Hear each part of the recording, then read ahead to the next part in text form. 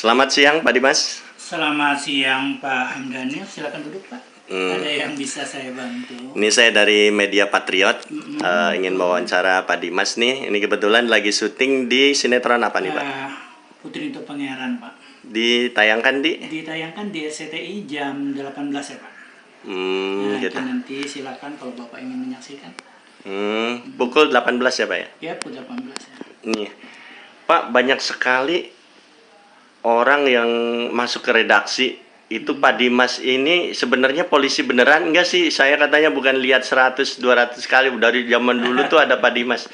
Itu gimana Pak? Sebenarnya seperti apa Pak? Jadi begini ya Pak Daniel, memang sebenarnya background saya ini adalah bukan dari kepolisian, tetapi saya ini suka dengan peran polisi, dan kebetulan saya pun sekarang kemarinnya itu adalah pembina Pramuka Bayangkara yang ada di Jakarta Barat, jadi hubungannya dengan kepolisian. Nah, kebetulan status saya ini kemarin itu adalah seorang guru.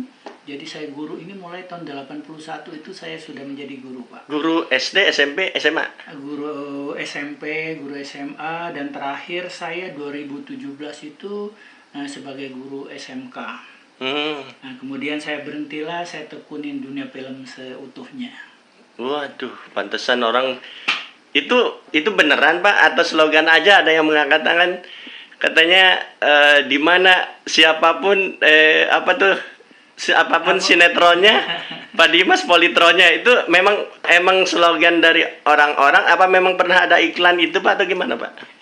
Jadi mulainya begini, jadi orang-orang yang menonton itu karena mungkin dia ada rasa senang, ada rasa suka ataupun tidak senang atau rasa bosan karena yang muncul kok ini polisinya lagi, kok ini lagi polisinya, ini lagi polisinya. Nonton TVRI dia, nonton RCTI dia, Antv dia, SCTV dia. Ya alhamdulillah, namanya kita ini kan pemain harian Pak Daniel. Jadi kalau pemain harian itu ya tergantung kita di calling di mana. Yang penting ada jasanya ya kita ambil. Waduh, kalau gitu bukan hanya 1-2 film lah tuh Pak judulnya. Alhamdulillah. Maaf, bukan rasa ingin menyombongkan diri. Kalau untuk judul sinetron kali mungkin udah ribuan. Ya Allah. Sedangkan kalau layar lebar aja sekarang saya udah judul ke-33. Kemudian semalam juga saya baru judul Halo Hantu. Halo Ghost ini kan. Itu film apa sinetron? Film layar lebar. Dan masih banyak juga, ada film The Doll juga saya belum selesai. Kemudian film Silent juga saya belum selesai karena kasus pandemi ini padanya. Pak, kalau di tayangan televisi Bapak namanya berperan sebagai Pak Bambang. Tapi orang-orang mungkin udah taunya Pak Dimas aja. Jadi itu Bambang itu apa nama Bapak Pak? Bambang Dimas atau apa atau gimana? Nah, sebenarnya bukan. Jadi padanya hari ini kebetulan di skenario itu tokoh yang ada di sini adalah polisi sebagai komandan ini adalah bernama Bambang. Maka saya tadi konsultasi gimana nih tetap nama Dimas apa nama Bambang? Udah Pak, pakai nama Bambang aja. Nama Pak Dimas itu sudah dikenal orang. Tapi sekarang kita bermain tokoh yang diperankan polisi yang ada di sini Bambang, namanya Bambang tapi orangnya Dimas. Pak, kenapa Pak? Ada pertanyaan dari netizen ya Pak.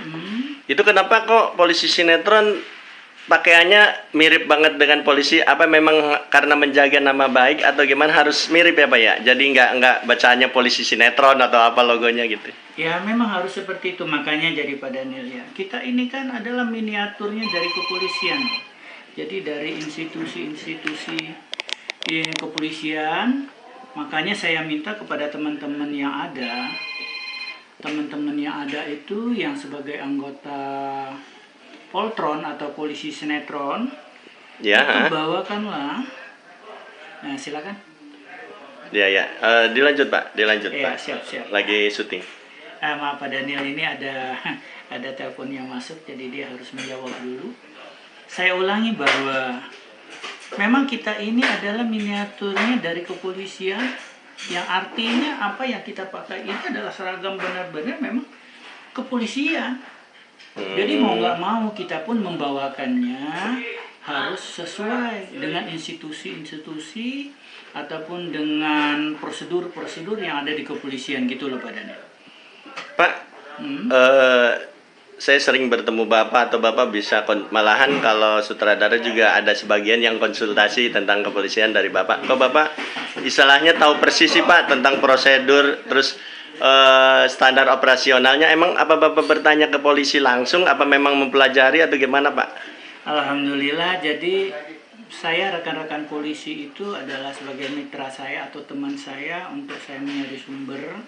Kenapa saya sadari sendiri bahwa saya ini bergerak di institusi kepolisian di dalam film, maka saya harus tahu prosedur-prosedur, protap-protap yang digunakan dari kepolisian tersebut.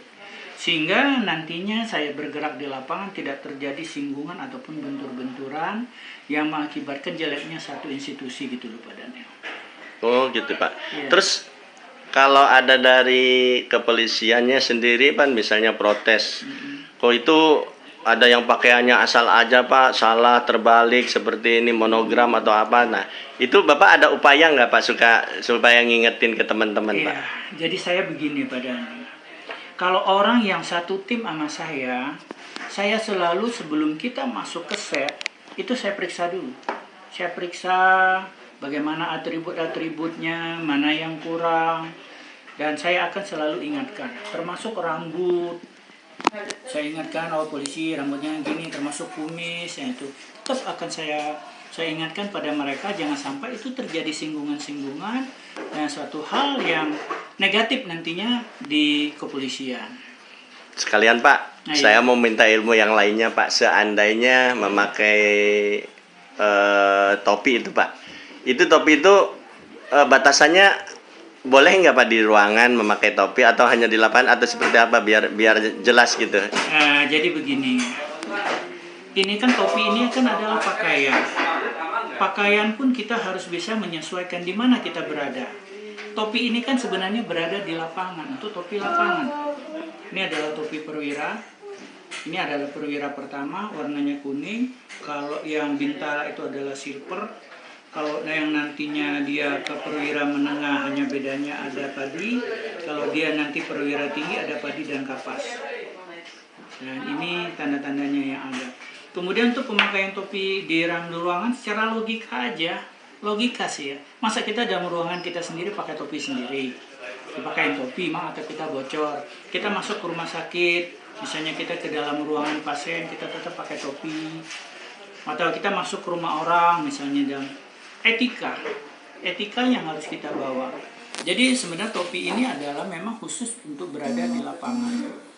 Tujuan topi kan dan untuk menahan dari panas kan, panas atau hujan.